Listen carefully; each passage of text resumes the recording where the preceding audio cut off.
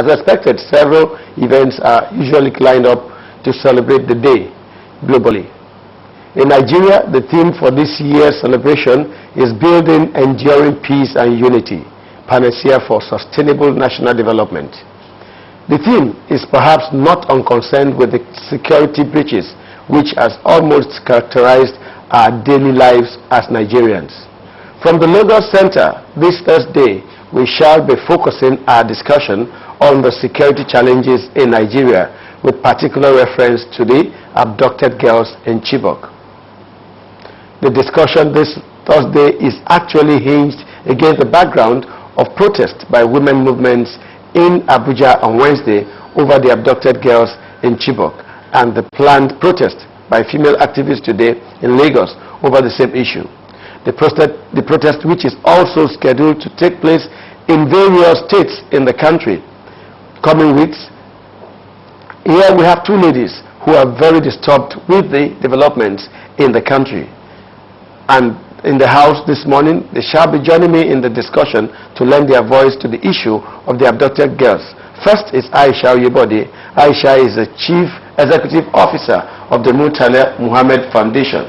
Aisha is also a member of the Women for Peace and Justice.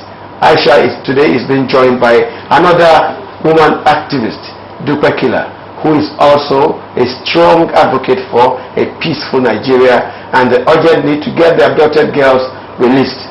You are both welcome to the program. Thank you. Thank you. Yes, first let's go straight to our questions for the day. Today is May Day, and what that translates to is that today is actually Workers' Day for all workers across the world. As a straight point from our discussion this morning, how would you describe the welfare of workers in Nigeria? Let's start with you, Aisha. Okay, I think I'd like to start this morning by saluting the Nigerian worker.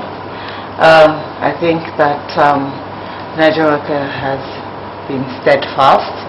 I think that given all the various challenges that some of which you have mentioned, I think that it takes a particular kind of resolve to continue to wake up every morning, get dressed, and go to work.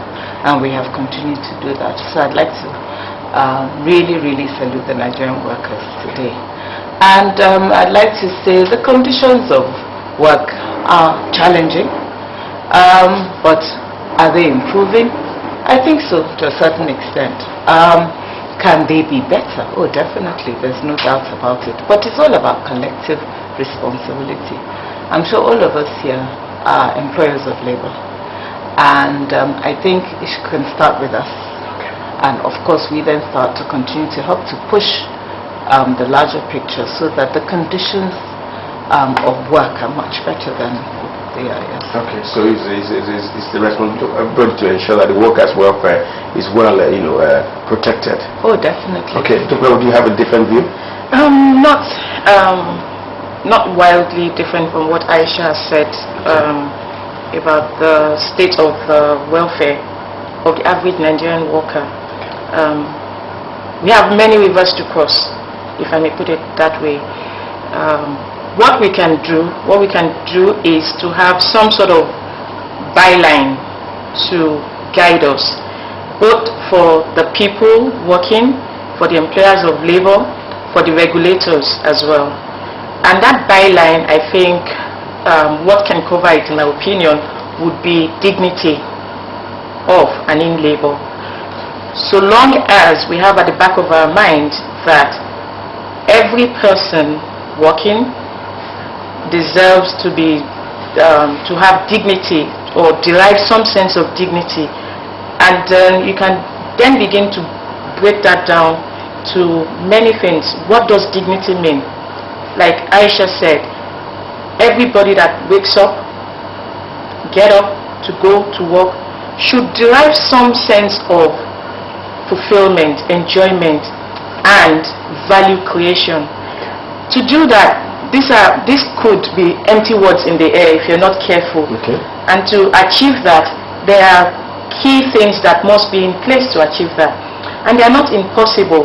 I'm not going to go far to look at other countries that has been, working very hard at this. I'm going to say even amongst ourselves, in the workplace, marketplace, anywhere, sharing information, caring about the next person, not in a moralistic, sort of caring, but looking out for their welfare, thinking of sustainability. These are really big topics that we can begin to look at another forum. Okay. But let us let dignity in labor be our byword. Okay, dignity in labor should be the focal point. Yes. But let's look at, recently Labour declared that, the organized labor in Nigeria declared that the Boko Haram insurgent and the bombing of Yanya is actually a war on the working class.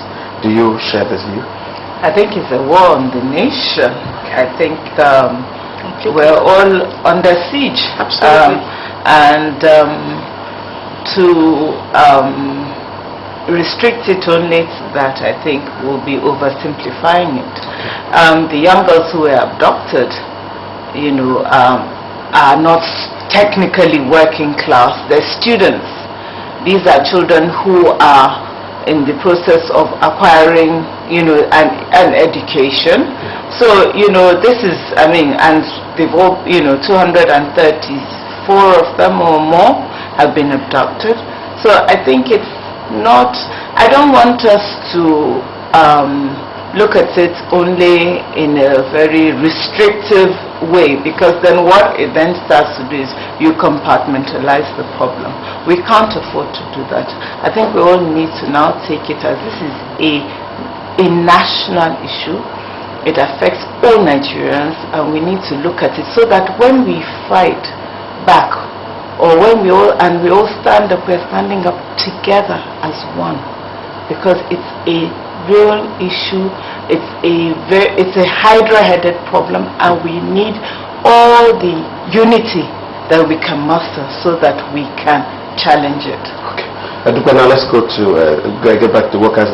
Precisely, your movement is staging a protest in Lagos this Thursday. And we also know that yesterday there was a big one in Abuja.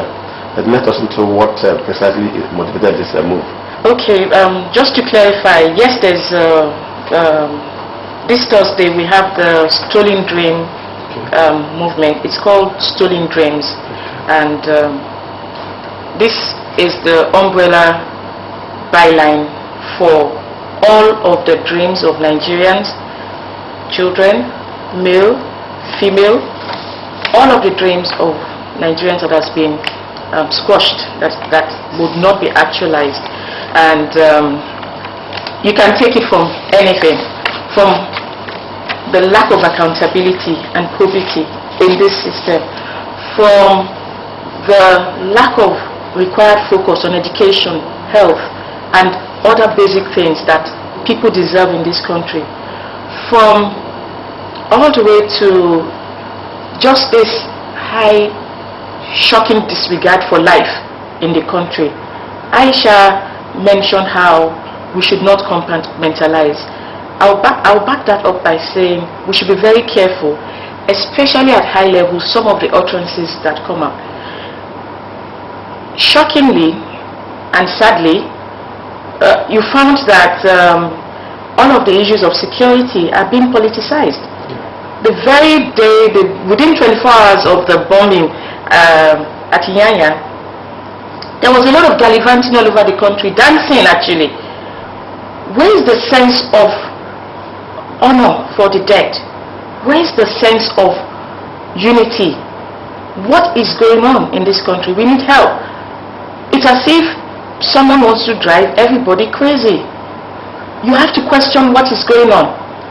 From both sides of the party, both the government and the opposition, disgraceful. We're confused. Now, the youths are especially hard done by. Look, take anybody in government right now. If that person hasn't spent a lifetime in governance, check the person's lineage. Someone in that person's lineage has been in government for 30 to 40 years. What this does is completely cut off people that should be taking their destinies in their hand. For good or for bad, move these people into taking control of their affairs. It's regrettable that a 35-year-old still does not know if he or she is coming or going. In fact, they're still struggling to get out of this country and then start It's still a leader of tomorrow. It's still a leader of tomorrow, stolen dreams. All of the girls from Chibok, I don't know this conspiracy of silence over their matter. We've not heard from the highest office in the country over their matter. It has happened. I hear someone is asking for pictures. The height of disregard. Why are you asking for pictures? Go get them. Why are you asking for pictures? If you want pictures, you know what to do. Okay. You liaise with the family, you engage the family, formally, informally, you can get what you want. Okay, what kind of strategy have you taken to make sure that this protest today does not, develop into something else? It's funny you say that. Maybe, hopefully, AIT will be there to cover it. Okay. Out of the ashes of what's happening, we have found that Nigerians have stood up together, unified, in one voice, saying, no, bring back our girls. Okay. So, everybody wants a solution. We want the president, we want this government to do well. Because when the government does well, we do well. That's how it goes. Okay. So, in terms of making sure the protest doesn't go bad, people feel this is about at least the missing girls. People feel a sense of duty for this to go well. And the key word is that this is a peaceful protest and rally. And we're hoping the police and every other security outfit out there would understand this and support us in ensuring this happens. Okay. And let's hear from you, Aisha. A Nigerian Afrobeat maestro, late Fela Anikulapo, once said that talked about fear, tears, sorrow, and pain.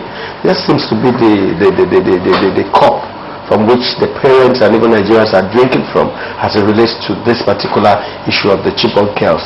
Now tell us, what does this imply for the country, as a people? Because our human instinct is gradually, being eroded. Just yesterday, 3 suspected kidnappers were burned to death nearby Borno State. Which means Nigerians at every slight provocation ready to take life. Yeah. What does it portend for us as a people? It is frightening. It really is frightening. And one of the questions that keeps playing in my mind is, what does it mean to be a Nigerian? In fact, what does it mean to be a Nigerian child? How does it feel? Giving all of these things that we're talking about to be a Nigerian child. We're plagued by, like you say, tears, sorrow, and pain. And now this is now being compounded. It appears that, it's just spiraling out of control. And it's being compounded as being compounded as being compounded. But you see, to take also what to say, maybe this is now, there's a positive side to this, because you see, you get to a point where you say, enough is enough. This now has to be a turning point for our nation. And that is why it's very important. They are having a protest today. Women for Peace and Justice had one in Abuja yesterday. Some people, the same group had one in Ibadan. We're having one on Monday here in Lagos. There was Kano as well. Yes. Kano is ongoing. The Port Harcourt. I mean, all of what we have said, unlike before where we'd all come out on one day and protest and then we'd all go home. Now it's a chain of protests. So we're taking it. So it's like you're passing a baton. So when they're done, we move on and we pass it to the next person. And our view is that we're going to continue to protest. We're going to continue to ask questions. We're going to continue to look for answers, seek solutions. We're going to continue to hold those that are responsible accountable. Look, I mean, take the issue of, what's happening with the missing girls. Prior to that, in February, when they had the Bunia massacre, that's what it is. It was really. There's still allegations that at least 24 girls Yes. were abducted. Where are those 24 girls? How can we honestly, in all good conscience, go to sleep at night when there's so many of our children missing? It just doesn't make any sense. And how is it possible? I mean, Google Earth, you know what? I mean, it's such a simple device. We have even those that, and those are devices that are not unique to one country. Absolutely. And we have this kind of mass movement of children. Without any trace. We can't trace it. How is that Disturbing. Okay. Aduka, let me get back to you. When she was talking, she talked about protest of many, parts, and reminded me of the coat of many colors. Can we now say we now have protests of many colors in Nigeria? Because yesterday, while the protest, against the Chibok girl, pressing home the need to get more about the Chibok girls, there was another group, the Good Initiative group, also protesting. How do we juxtapose all of this? In the face of all of this, we're having people who are clamoring for what's called re-election. In some other climes, you find when there are issues like this, the Prime Minister of a country recently resigned because of a boat mishap that claimed life. But here we have people now protesting that we must come back for a second time. What is happening in Nigeria? What is happening in Nigeria? It's a question we're all asking. In terms of our protests and all of the protests going on in the country, they're synchronized. Okay. And we're all working together because it's for the good of the country, it's for a unitary aim. So whereas you have many strands of the stream, it's pulling to the same point.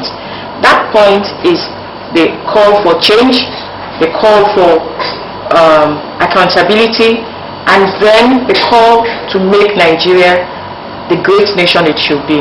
Okay. I don't like to expend energy overly on the sort of campaign that we saw where people were asking for the president at the same venue where people went to wail, tears, blood, pain. You need to see the pictures of the mothers and fathers of this girl. No matter who you are, something would break down inside you. Whilst I don't want to pay too much attention to those who came out to discuss an entirely irrelevant point, not all of the people campaigning for stolen dreams, bring back our girls, the Chibok girls, not all of them are of the same political orientation. Okay. But this is just a unifying point. It is sacrosanct. There is nothing to separate us over this. And that highlights the wrong motive of the other campaign. We will spend time on it, but it shows us that there's a problem in this country.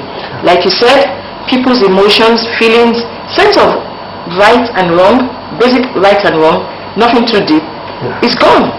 It's going. For what? A bag of rice? A can of milk? What are we doing? I challenge the women on that campaign.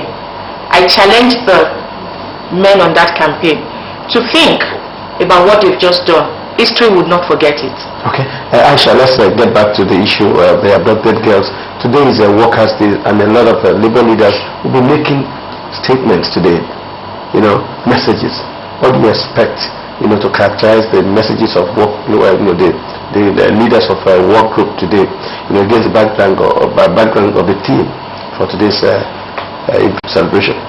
I think one of the key things, given what we're talking about, is that we need to bring back our girls, and we need to bring them back alive.